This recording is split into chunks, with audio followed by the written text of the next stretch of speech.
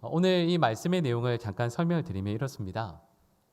이스라엘 백성들을 향해서 하나님께서 주신 명령의 말씀이 있어요. 그리고 그 말씀에 순종하여 실은 오늘 축복의 말씀을 저희가 받게 되는 거죠. 이 시편 128편 말씀을 아마 우리 예언이가 봉독을 해 주었는데 쭉 읽으면서 실은 시편 말씀 가운데에서 그 아주 대표적인 몇 편의 가정에 대한 축복의 말씀이에요. 그런 이 말씀을 우리는 읽으면서 그래, 가정에 대한 이 축복의 말씀이 우리의 삶에도 이렇게 이루어지면 참 좋겠다. 그렇게 되면 참 좋겠다라는 생각을 하게 돼요. 근데 여러분, 제가 정확히 말씀을 드리면 실은 이 말씀은 어느 가정에게나 누구에게나 주시는 말씀은 실은 아니에요.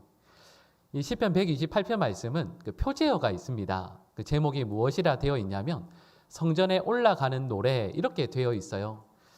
성전에 올라가서 제사를 드리는 그 하나님의 사람들이 실은 들을 수 있는 말씀이에요. 그리고 이 말씀은 성전에 올라가는 사람들이 부르는 노래라기보다는 힘겹게 성전에 올라가게 되었을 때 그 성전에서 기다리고 있던 제사장들이 바로 그분들을 향해서 축복해주는 기도의 내용, 축복문이라 말을 할 수가 있습니다.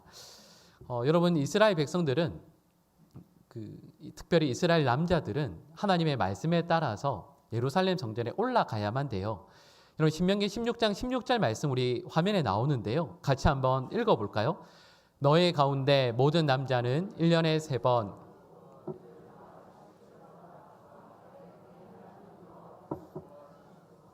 여호와를 배웁되 빈손으로 여호와를 배웁지 말고. 아멘.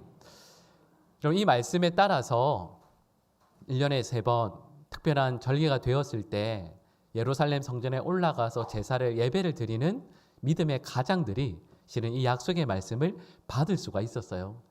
근데 실은 이 과정이 쉽지 않았습니다. 쉽지 않은 이유가 여러 가지가 있어요. 예를 들면 그 첫 번째가 시기가요. 여러분, 이스라엘 백성들이 예루살렘에 있는 성전에 올라가서 제사를 드리는 것 자체도 실은 쉽지 않았습니다. 그런데 시편 128편 말씀을 기록해서 나누고 있는 그때는요, 보통 때가 아니에요. 나라가 평온하고 또 물질의 여유가 있어서 성전까지 올라가는 과정들이 그렇게 힘겹지 않았던 그런 때가 아니에요. 이때가 언제냐면 이스라엘이 아수르와 바벨론에 의해서 멸망당하잖아요. 멸망당하고 그 유다 백성들이 바벨론으로 포로로 끌려가게 됩니다. 그리고 70년 후에 다시 돌아오게 되죠. 여러분, 돌아왔을 때 이스라엘 나라라는 자체가 다 무너져서 없어졌거든요. 그때 바로 그 시대를 배경으로 하는 말씀입니다. 그러니까 예루살렘 성전까지 올라가는 길 자체가 너무 힘들었어요. 나라가 망해 있으니까 치안도 너무 어려웠을 것이고, 더군다나 예루살렘 성전도 다 무너졌거든요. 물론 후손들이 예루살렘 성전을 어떻게 해서든 다시 짓기는 했지만 참 초라하고 볼품이 없었습니다. 그런데 이스라엘 그 영토 안에 있는 많은 유다 백성들이 이 신명기 16장 16절 말씀 읽으면서 몇몇 분들이 이렇게 말씀하는 거예요. 그래도 우리 하나님의 말씀에 순종해야 되지 않을까? 하나님께서 우리의 가정에 이 말씀을 주셨는데 이 말씀을 붙들고 내가 우리의 가정을 위해서 하나님 앞에 나아가 예배드리고 우리의 가정의 평안을 위해서 기도하겠노라 결단하는 믿음의 가장들이 있었습니다. 그러니까 말씀드렸던 것처럼 평안하고 또 나라가 좋을 때가 아니에요. 어렵고 힘들 때이지만 그 가운데 몇몇의 사람들이 결단하고 결심하면서 하나님의 앞으로 나가서 제사를 드리게 되는 것이죠. 더군다나 또 어려운 이유가 있습니다. 3번의 절기 가운데에서 처음이 무교절과 칠칠절이거든요. 중요한 문제가 있어요. 무교절과 칠칠절 그 사이의 시간적인 간격이 언제냐면 50일밖에 되지 않습니다. 예루살렘 성전까지 한번 갔다가 오는 것도 참 힘든 일이었거든요. 그런데 갔다가 왔는데 벌써 시간이 됐어요. 제사를 드리러, 예배를 드리러 예루살렘 성전으로 올라가려고 할 때 이런 신발끈을 묶고 짐을 챙길 때 주위에 있는 사람들이 그런 얘기 하지 않겠어요? 아니, 얼마 전에 갔다 오더니 또 가시냐고. 그냥 이번에 한번 넘기라고. 이런 말 듣지 않겠어요? 그런데 그 가운데에서도 약속의 말씀을 붙들고 그래도 내가 우리 집안의 가장인데, 믿음의 가장인데, 내가 내 아내 또 내 자녀들에게 신앙의 본이 되어야지 하고는 짐을 싸서 그 길을 나서는 분들이 있었다라는 거죠. 그러니까 실은 1년에 3번 하나님 앞에 나가서 예배를 드린다라는 것이 이 당시 이스라엘 백성들에게는 결코 쉽지 않은 일이었습니다. 또 어려운 일이 있죠. 그게 뭐냐 하면 이 가정에 대한 걱정이 늘 있습니다. 아내를 또 자녀들을 놔두고 이 가장이 예배드리러 예루살렘으로 올라가게 될 때 얼마나 많이 걱정이 되겠어요. 예쁜 아내를 혼자 두는 것도 걱정이고, 또 아이들이 엄마 말씀 잘 들을까, 엄마 속상하게 하지 않을까, 이런 걱정도 늘 됩니다. 그리고 집에는 해야 할 일들이 가득 있거든요. 해야 될 일들 내가 중간에 멈춰 놓고 가면 어떻게 하나, 이 걱정도 이 가장이 늘 하게 되겠죠. 그런데 그때 이 가장이 믿음의 결단을 내립니다. 그래도 우리의 가정을 위해서 내가 믿음의 본을 보여야지 하고서는 예루살렘 성전을 향해서 그 걸음을 내딛게 되죠. 그런데 바로 그를 향해서 오늘 본문 말씀의 내용을 축복으로 약속해 주시는 거예요. 그런데 그 내용이 2절부터 4절까지 말씀에 쭉 나옵니다. 근데 우리 2절 말씀 같이 한번 읽어볼까요? 내가 내 손이 수고한 대로 먹을 것이라. 내가 복되고 형통하리로다. 아멘. 집안에 놔두고 멈추어 놓고 온 그 일도, 그리고 말씀드렸던 것처럼 나라가 망했거든요. 여러분, 그 가운데에서 내가 아무리 애를 써도 그 일에 대한 결과를 얻기가 결코 쉽지 않습니다. 그런데 믿음의 결단을 하고 하나님 앞에 선 그 하나님의 사람을 향해서 주님께서 이렇게 말씀하시는 거죠. 내 손이 수고한 것에 대한 대가를 반드시 받게 해주겠다. 수고하고 애쓴 모든 것들에 대해서 하나님께서 열매를 거두게 해주시겠다 말씀하십니다. 여러분, 그러면서 이어지는 3절에서도 이렇게 말씀해요. 우리 같이 한번 읽어볼까요? 내 집 안방에 있는 내 아내는 결실한 포도나무 같으며 내 식탁에 둘러앉은 자식들은 어린 감람나무 같으리로다. 아멘. 아내와 자녀 걱정을 하면서 성전까지 나왔거든요. 근데 하나님께서 이렇게 말씀하시는 거죠. 아내와 어린 자녀를 위해서 친히 복을 빌어주시고 축복해 주십니다. 근데 이 말씀에 보면 아내는 뭐와 같다라고 말씀하죠? 네, 아내는 결실한 포도나무와 같대요. 여러분, 이걸 집에 혹시 포도나무가 있어 보신 분은 아마 아실 거예요. 제가 이렇게 얼굴은 도시적으로 생겨도 시골에서 자랐거든요. 의외죠. 근데 이제 저희 집에서도 포도나무들이 쭉 있었는데 보면 그 포도가 이렇게 주렁주렁 매달리게 있는 걸 보면 나무는 가지는 참 약해 보이는데 그 많은 열매들을 주렁주렁 매달게 돼요. 아내를 보니까 저 연약한 몸으로, 저렇게 약한 몸으로 어떤 일들을 할 수 있을까 싶은데 하나님께서 그 아내에게 복을 주셔서 남편은, 가장은 아내를 두고 걱정하기만 했는데 오히려 하나님께서 아내와 함께 하셔서 그 아내를 통해 자녀들도, 온 가족들도 하늘에서 주시는 은혜와 복을 주렁주렁 하나님께서 허락해 주신다 말씀하시는 거예요. 자녀들은 어떤 나무 같다고 말씀하시죠? 감람나무 같다라고 말씀하세요. 이런 감람나무가 특징이 있어요. 어떤 특징이냐면 감람나무는 생명력이 아주 강합니다. 그래서 감람나무 중에서는 1000년이 넘게 사는 나무도 있어요. 그러니까 이 말씀의 의미는 이런 뜻이겠죠. 너의 자녀가 하나님의 은혜 가운데 건강하고 무럭무럭 잘 자라서 많은 일들을 이 땅 가운데 하게 될 것이다. 이런 뜻이 그 속에 포함되어져 있습니다. 1000년을 넘게 사니까요. 근데 대신 문제가 하나 있긴 있어요. 1000년을 넘게 살아야 되니까 자라는데 한참 걸리긴 해요. 자녀들 보면 이럴 때가 있죠. 얘 언제 자라서 사람 구실하게 만들려나.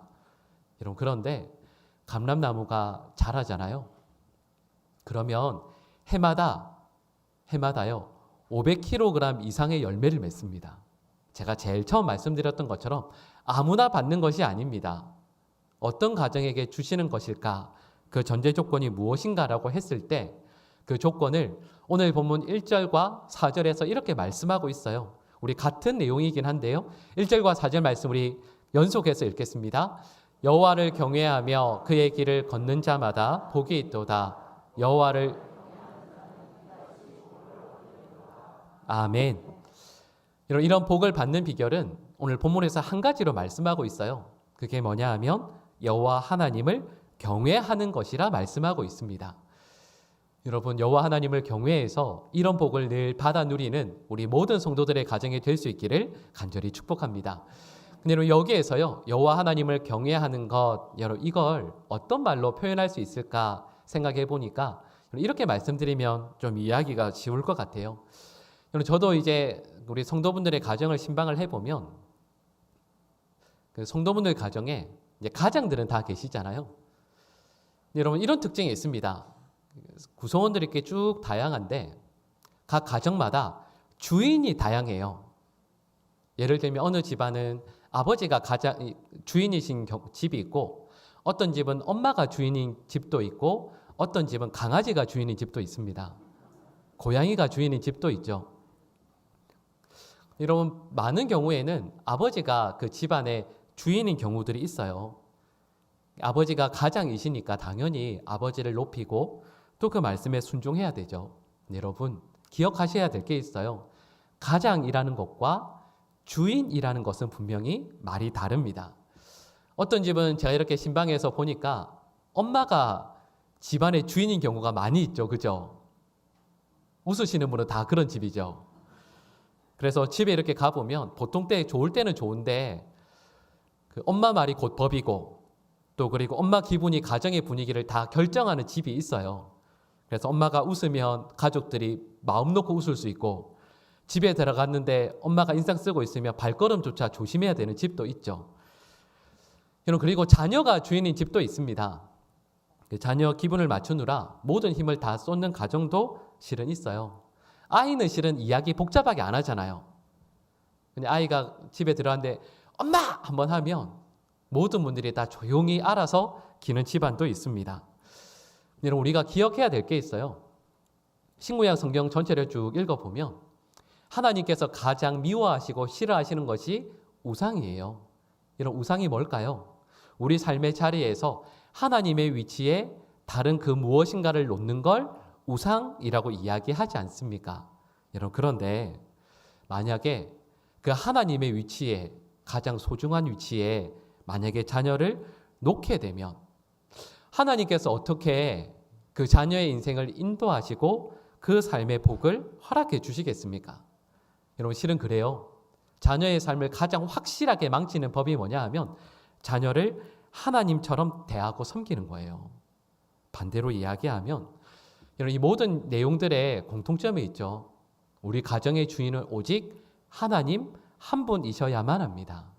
우리 가정의 주인을 하나님으로 모시고 그 말씀에 늘 순종해서 살아갈 때 하나님께서 그 가정에 복을 주시죠. 여러분 제가 지금까지 참 많은 성도분들을 만났는데 그 가운데에서도 말씀드렸던 것처럼 하나님을 가정의 주인으로 모시고 사는 가정들이 있어요. 여러분 그러면 그 가정에는 반드시 일어나는 일이 있습니다. 혹시 곁에 있는 다른 어떤 가정보다 문제는 조금 더 있을지 모르고 경제적으로는 조금 더 어려울지 몰라도 세상 사람들의 관점에 볼 때 저 가정에 조금 어려움이 있나 보다 이런 말씀은 할 수 있을지 몰라도 하나님을 가정의 주인으로 모시는 가정은요 반드시 공통적으로 나타나는 게 있어요. 그게 뭐냐 하면 하나님께서 그 가정에 반드시 은혜를 베풀어 주십니다. 세상에 줄 수 없는 놀라운 은혜와 평안을 그 가정에 반드시 허락해 주세요. 여러분 그래서 우리는 하나님의 말씀이면 우리는 무조건 순종하는 거야. 이 일은 하나님께서 기뻐하시는 게 아니야. 그러니까 이 일 하면 안 돼. 이렇게 자녀에게 가르치고 보여줄 수 있는 부모님, 또 그렇게 서로에게 말할 수 있는 부부, 또 부모님에게도 그렇게 말씀을 드릴 수 있는 자녀들이 있는 집안은 그 가정은요 하나님께서 주시는 놀라운 은혜를 늘 누리게 돼요. 여러분 그리고 저는 우리 모든 성도들이 이런 은혜를 늘 누릴 수 있게 되기를 간절히 축복합니다. 우리 모든 성도들의 가정에 아버지가 혹은 어머니가 또 그 자녀가 주인이 아니라 우리 하나님께서 우리 가정의 주인 되심을 믿고 날마다 고백하고 말씀에 순종해서 살아가는 모든 우리 믿음의 백성들 될 수 있기를 간절히 축복합니다. 여러분, 여기까지 내용이 실은 우리가 기대하는 내용이에요. 1절에서 4절까지 말씀이 가정해 주시는 복이에요. 근데 참 이상하죠? 여기까지 말씀으로 끝나는 것이 아니라 5절과 6절 말씀을 보시면 하나님께서 다른 것을 또 이야기하세요. 우리 5절과 6절 말씀 같이 한번 읽어볼까요? 연속해서 읽겠습니다. 여호와께서 시온에서 내게 복을 주실지어다. 내 자식의 자식을 볼지어다. 이스라엘에게 평강이 있을지로다. 아멘. 이 말씀의 의미가 이런 거예요. 말씀에 순종했거든요. 가장이 내 아내, 내 자녀에게 믿음의 본을 보이기 위해서 정말 힘든 중에, 정말 어려운 중에 믿음의 걸음을 내딛어요. 그리고 모든 우리 가족들이 그런 아버지를 혹은 믿음의 가장을 바라보면서 그래, 우리도 그렇게 살아야지. 우리도 믿음의 가정을 이루어야지 결단해요. 그러니까 하나님께서 그 가정에 은혜와 복을 허락해 주십니다. 근데 여러분, 우리가 읽은 5절, 6절 말씀의 내용이 뭐냐 하면 이걸로 끝이 아니라는 거예요. 분명히 가정에 하나님께서 복을 주실 것이라 기대했는데 5절, 6절 말씀의 내용이 뭐냐 하면 예루살렘의 번영을 허락해 주실 것이고 이스라엘의 평강을 주실 것이라 말씀하시는 겁니다. 이런 거죠. 한 가장이 믿음의 길을 바르게 살아요. 그랬더니 가정이 복을 받아요.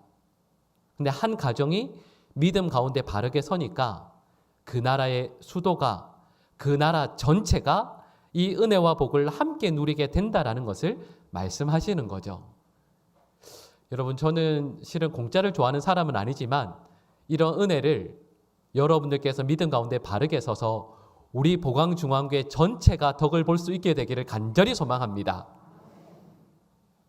제가 나쁜 사람은 아니지만 여러분, 이 은혜를 우리 교회 전체가 보게 될 수 있기를 간절히 소망합니다.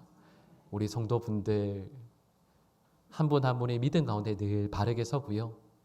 또 그래서 여러분들의 가정이 천국이 되고 여러분들의 가정이 천국이 되니까 우리 보강중앙교회 전체가 하나님의 은혜에 감사하게 되고 또 우리 교회도 천국이 될 수 있게 되기를 간절히 소망합니다. 여러분, 오늘 저희가 가정 축복 주일로 지내요. 하루하루 살아가면서 늘 깨닫게 되는 게 여러분 다 그러지 않으세요? 어렸을 때에는 혹은 젊었을 때에는 이런 대단한 사람 돼야지, 이런 놀라운 일을 이루어내야지 하는데 시간이 가면 갈수록 우리의 소망이 점점 단순해져요. 내가 몸담고 있는 이 가정을 천국으로 만들면 좋겠다.